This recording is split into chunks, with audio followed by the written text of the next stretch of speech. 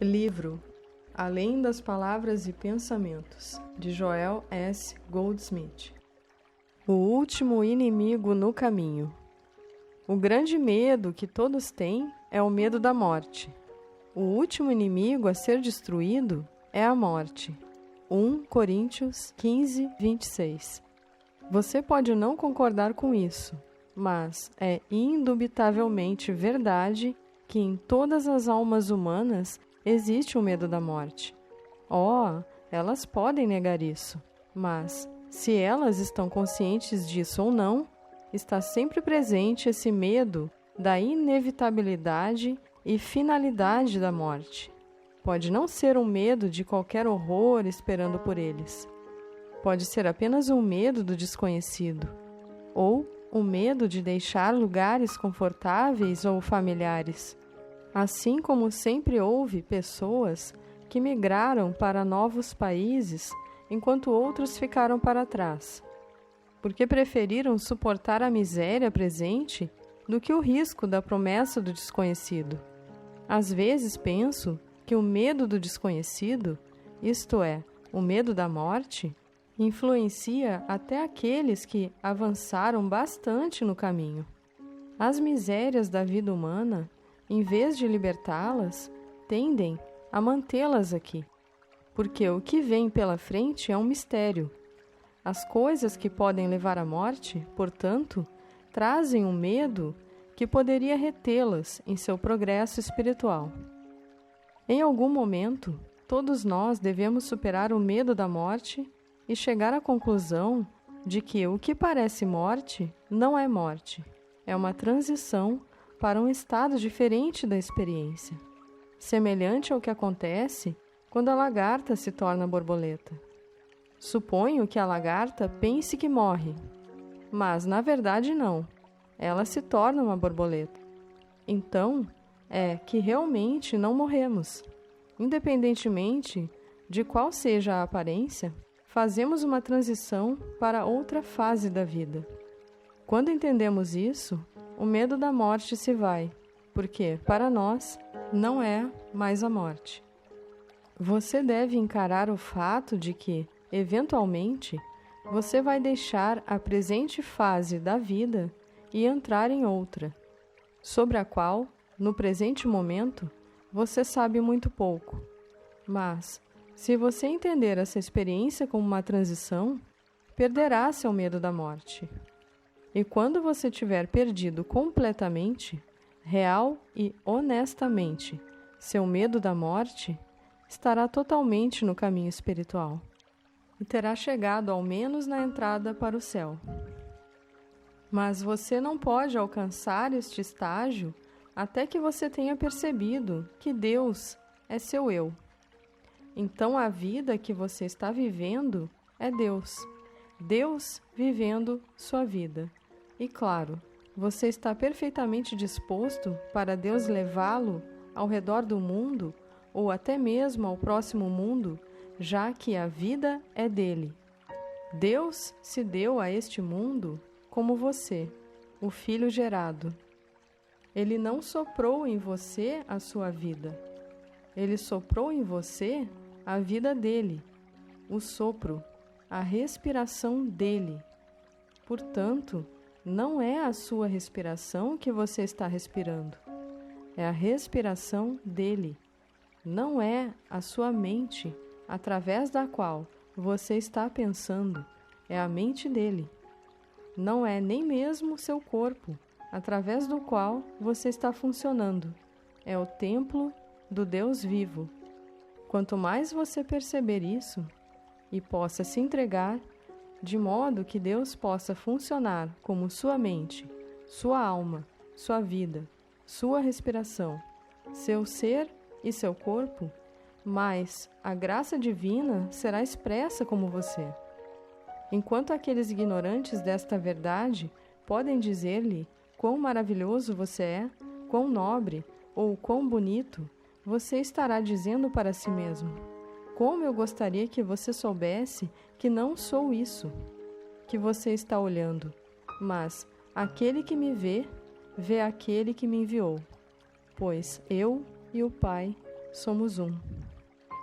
Isso só acontece quando você se entrega, na medida em que não está tentando manipular ou influenciar Deus com sua mente, nem mesmo a seu favor, e certamente não em nome do seu vizinho, mas quando você está aceitando a Deus como o ser de todo ser, e então deixando Deus atuar.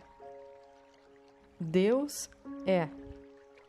Através dos princípios do caminho infinito, você aprendeu que não pode influenciar a Deus.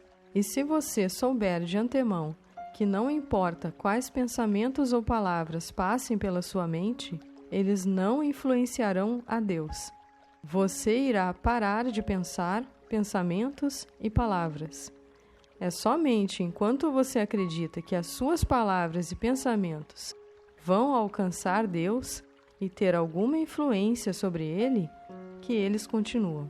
Assim que você perceber que todas essas tentativas de influenciar Deus são apenas uma perda de tempo, seus pensamentos vão parar e sua oração será uma receptividade, uma escuta, uma espera pela graça de Deus, uma espera pela voz pequena e silenciosa.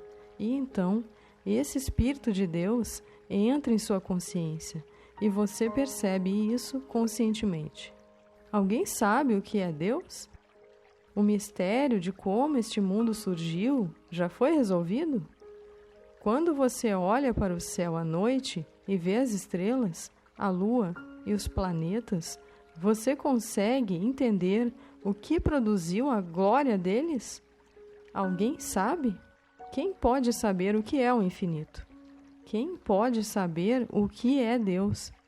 Mas, quando você olha para este universo ordenado de sol, lua, estrelas, planetas e marés, a lei imutável da natureza que faz com que as maçãs venham de macieiras, isso que faz 2 vezes 2 igual a 4, e isso que faz de do, ré, mi a música, quanto mais você precisa ir além para perceber que, uma vez que o homem não criou isto, certamente você sabe que Deus o fez? Ir além disso é colocar a mente em funcionamento e, assim, criar uma barreira entre você e Deus. Tendo reconhecido que Deus é, você foi tão longe quanto o mais profundo religioso já foi. Mesmo quando ele observa todos os sacramentos e todos os dias santos, ele não faz mais nessas observâncias do que dizer: Deus é. Eu digo, Deus é, sem passar por nenhuma das formas. Eu não apenas digo isso, mas, mais do que isso, sento-me e deixo que Deus seja Deus para mim, e não apenas uma forma de adoração na mente. Eu termino com Deus é, em meio segundo e volto ao meu silêncio, onde me abro para Deus. Fala, Senhor, pois teu servo escuta. Samuel 3:9. Nessa afirmação, eu adorei a Deus, reconheci a natureza infinita de Deus, a onipresença, onipotência e onisciência de Deus. Eu fiz tudo isso sem uma palavra, exceto: fala, Senhor. O que eu esperaria que Deus falasse comigo que não fosse poder, inteligência, amor? Assim, tendo reconhecido Deus, sou tão devoto quanto a pessoa mais religiosa do mundo. Não importa quantas palavras alguém use ou quantos atos ela realiza, ele não fez mais do que reconhecer Deus. E eu fiz isso. Mas vou fazer mais uma coisa. Eu vou parar de ser eu. Eu vou parar de fingir. E vou deixar Deus tomar conta da minha vida e vivê-la. Não vou fingir ser caridoso ou benevolente. Porque, na melhor das hipóteses, todos os meus atos de caridade e todas as minhas benevolências estão limitadas a quantias comparativamente pequenas. Nunca entrego todos os meus recursos. Por isso, não posso ser tão caridoso ou benevolente como às vezes gostaria de pensar que sou. Sou caridoso e benevolente apenas na medida em que posso permitir que Deus funcione através de mim. E, se eu pudesse permitir que Ele funcionasse através de mim mais plenamente, eu poderia ser mais caridoso, mais benevolente, mais amoroso e mais paciente. Mas, pelo menos na medida em que posso, não estou fingindo nada sobre Joel e não estou fazendo nenhuma reivindicação por ele. Aquilo que enviou o caminho infinito como expressão. Aqueles de vocês que me conheceram durante toda a minha experiência neste trabalho sabem que eu nunca reivindiquei ter um grande entendimento, porque se há alguém no mundo que sabe que eu não tenho, sou eu mesmo.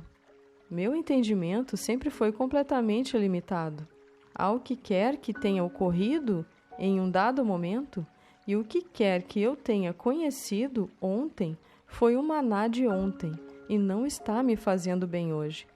Somente aquilo que conheço neste minuto representa meu entendimento, e nem é meu, realmente, é um presente de Deus para mim.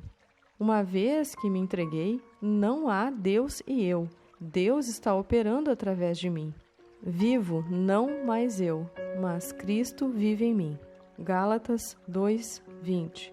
Somente no grau em que você pode desistir do exercício intelectual de tentar conhecer e adorar a Deus com a mente e, ao invés disso, viver na atmosfera constante de "Obrigado, Pai", você é meu próprio ser, você vive a minha vida e consegue se manter suficientemente claro para ser sempre a transparência através do qual flui a graça de Deus, então não há ego, nem eu pessoal, nem tentativa de realização pessoal. Isso deve ser tão claro para todos os estudantes como é para mim em conexão com o caminho infinito. Porque, se o caminho infinito fosse meu, teria suas limitações, teria um começo e teria um fim. Mas, se o caminho infinito é a mensagem de Deus sendo expressa na consciência humana, ele estará lá por toda a eternidade. Ninguém sabe tão completamente como eu que toda essa atividade e mensagem do caminho infinito é a verdade se expressando, a graça de Deus e a glória de Deus sendo reveladas na consciência humana. Deve ser evidente para qualquer estudante do caminho infinito que tenha estado conosco, mesmo 7 ou 8 anos, que nenhum ser humano poderia trazer esta mensagem ou testemunhar seu estabelecimento em todo o mundo puramente através de sua sabedoria ou poderes humanos. E certamente não, a menos que haja um enorme talão de cheques atrás dele, publicidade de alta potência e outras formas de promoção. Portanto, testemunhar o que nossos alunos testemunharam deve ser evidência para eles de que há algo funcionando por trás da mensagem e por trás do mensageiro. A menos que isso seja claro, não vejo como alguém que pode explicar tudo o que testemunhamos neste trabalho. A menos que isso seja claro, não vejo como alguém pode explicar tudo o que testemunhamos neste trabalho. Foi minha especial graça salvadora que eu soube, desde o começo, que esta mensagem é algo que continua vindo através de mim de uma fonte invisível. Deve ser da verdadeira fonte, por causa de seus frutos. Ninguém foi prejudicado ou empobrecido pelo caminho infinito. E aqueles que foram abertos, receptivos e responsivos a ele, foram espiritualmente curados, fisicamente, mentalmente e financeiramente. Portanto, não pode ser do homem, deve ser de Deus. Se é de Deus, Joel não é responsável pelo que acontece com ele. Ele é responsável apenas por manter-se como uma transparência. Nem ele é responsável pelo que acontecerá com o caminho infinito quando ele não estiver mais presente fisicamente, porque aquilo que o enviou à expressão continuará a funcionar. Ninguém jamais vai adulterar o caminho infinito, porque ele não tem salvador pessoal ou revelador pessoal. É o próprio Espírito da Verdade se manifestando e assegurado de que a voz da verdade terá sempre uma transparência, ou 1.000.000 de transparências, através das quais venha a atingir a consciência humana. O Mestre enfatizou que a mensagem que ele deu ao mundo não era dele, mas do Pai que o enviou. Essa é a razão pela qual um simples rabino hebreu poderia ser instrumento para dar um ensinamento que vem durando através das eras, e que provavelmente só agora está sendo reconhecido em sua plenitude. Portanto, você deve concordar que, por trás do Mestre, deve ter havido aquele que não somente expressou os princípios específicos que ele ensinou, revelou e transmitiu, mas deu a ele o poder, coragem e sabedoria para enfrentar a igreja inteira de seus dias, até que a mensagem pudesse ser estabelecida na consciência e ele pudesse dizer: minhas palavras não passarão, tudo mais passará, mas não minhas palavras. Lucas 21:33. E assim provou ser. Assistindo o que Deus fez. Alguns de vocês certamente notaram, quando eu estou em aula, como às vezes minha cabeça vira para um lado. Foi quando me tornei consciente da presença. Quando isso acontece, não estou mais ciente de mim mesmo, como professor em um tablado. A presença assume o controle e faz o trabalho. E não há mais dois, há apenas um. É assim mesmo em meditação e tratamento.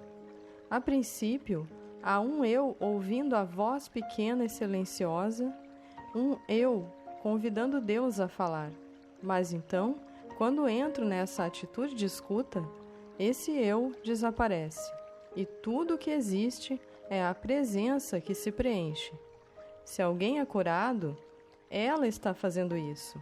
Se alguém é beneficiado, ela está fazendo isso. Se alguém se torna consciente da presença através dos princípios do caminho infinito, ela está fazendo isto. Este maná escondido, esta presença, é a carne secreta da qual o Mestre falou. Ele também estava ciente de uma presença, a qual ele chamou de o Pai interior. Por um longo tempo, ele soube que havia uma identidade chamada Jesus, mas ele também estava ciente do Pai interior, a presença. Esse era o seu maná escondido. Essa era a carne que o mundo não conhece. Essa era a graça de Deus dentro dele. Então você deve parar de pensar em sua vida como sua e começar a pensar nela como a vida de Deus. Em períodos de meditação profunda, mas especialmente quando o trabalho é para os outros ou para o mundo, você alcança um estado em que não há mais você para você. Para o mundo exterior existe um você, mas agora você está ciente de que esse você não está vivendo sua vida, mas que é a presença que está fazendo isso, essa graça. O você desapareceu completamente e a presença é tudo que existe.